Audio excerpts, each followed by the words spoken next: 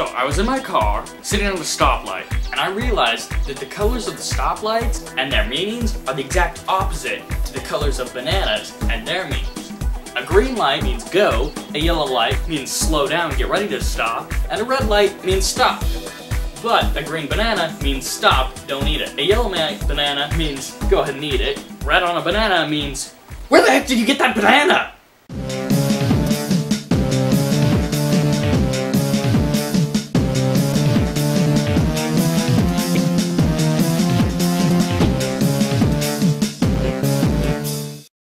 Dentists. Nobody likes them, everybody has to go see them, and the experience is always bad.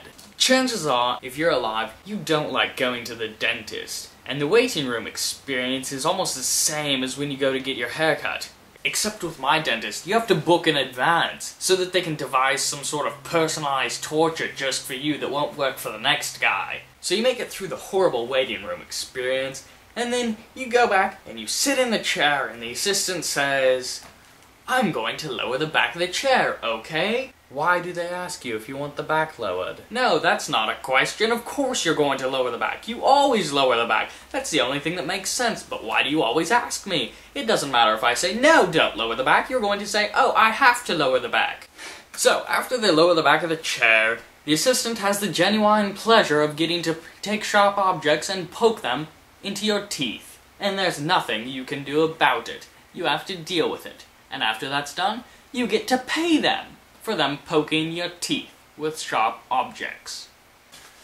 The worst part comes when the dentist or the assistant tries to make the situation of them poking your teeth with sharp objects less awkward, and then they start talking to you. Yes, I'm just poking your teeth with sharp objects. I'm sure you like this.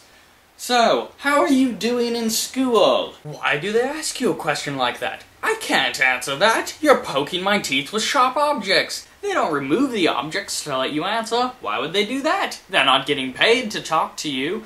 So they keep poking your teeth and they ask you these questions and you can't answer them. So you have to try and mumble something and then they just like, oh, that's what my last patient said when I asked him if he bought a new car. So, after that, the assistant is all done poking your teeth with sharp objects. And then they leave to go get the dentist so that he or she can also poke your teeth with sharp objects. Sometimes they get out a power tool and they sand your teeth down to a fine dust. The assistant leaves to go get the dentist and they leave you with your mouth propped wide open because they left the little thing that they put in your teeth to prop your mouth open. They just left it in there. And with me, they usually take anywhere from 5 to 30 minutes. So you're sitting there with your mouth open for 5 to 30 minutes while they're off getting the dentist and probably taking a coffee break and reading the latest edition of Reader's Digest. So then finally the dentist gets there and they poke your teeth with sharp objects. And they ask you questions that you can't answer because they're poking your teeth with sharp objects. Finally, they're done poking your teeth with sharp objects, and then they put a fine layer of what they say is fluoride, and it tastes terrible, but they do it anyways because it protects your teeth. Well, that's what they say. After all of this is over, you get up, and you go to leave, except for suddenly, there's multiple exit doors, and you don't remember which one you came in, because when you walked in, you were focusing on how much pain you were about to go through, and not your exit strategy. Which in retrospect, you probably should be focusing on just as much.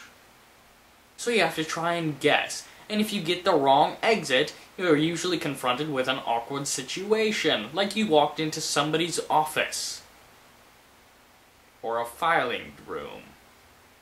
Finally, you get out into the lobby, and then you go out to the front side of the receptionist's desk, you stand in line, you get ready to give them lots of money, and you hope that your dental plan covers most of the costs, because you know you don't have that much money, and then you find out that your dental plan doesn't cover that much cost, and then you have to take out another mortgage on your house just to get your teeth cleaned, and the dentist buys another yacht.